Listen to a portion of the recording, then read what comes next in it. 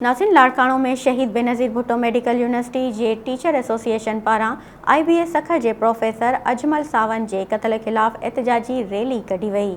Reporter Mukhtiar Ali ॾेथे मूजिब लाड़काणे जे शहीद Benazir Bhutto medical university जे teacher association पारां IBS Sukkur जे professor Ajmal Sawant जे क़त्ल ख़िलाफ़ कॉलेज खां यूनिवर्सिटी जे मुख्य गेट ताईं एहतजाजी रैली कढी सख़्त नारेबाज़ी कई। उन मौके ते अब्दुल हफ़ीज़ अबड़ो, इमदाद डोमकी, डॉक्टर कमलेश कुमार, डॉक्टर गुलाम अब्बास, डॉक्टर इनायत, डॉक्टर राजेश कुमार ऐं ॿियनि चयो त शहीद अजमल सावंत जो क़त्ल शऊर जो क़त्ल आहे। अजमल सावंत पंहिंजे मुल्क ऐं सिंध जे नौजवाननि खे इल्म जी रोशनी सां नवाज़ण आयो हो, पर क़बाइली तकरार जे वर चाढ़े गोलियुनि जो निशानो बणिजी वियो।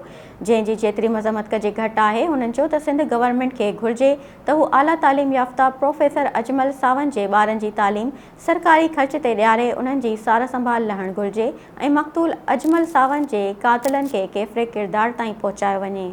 Soomro wallpapers and PVC panel shop 3D wallpapers की वसी रेंज जो आपके घर को बनाए आपके ख्वाबों की तरह खूबसूरत। बेहतरीन क्वालिटी के वॉलपेपर्स और सीलिंग्स बेहतरीन कलर्स और डिजाइन्स में दस्तयाब हैं। हैदराबाद, लतीफाबाद, कासमाबाद, जामशोरो, मीरपुर खास के साथ सिंध के मुख्तलिफ शहरों में सर्विस मौजूद है। हर किस्म के 3D वॉलपेपर्स और सीलिंग्स लगवाने के लिए अभी राब्ता करें। कॉन्टैक्ट रांजन अली सोमरो। व्हाट्सएप 0333370786, 03333702 516। तालिब हुसैन 031713109660।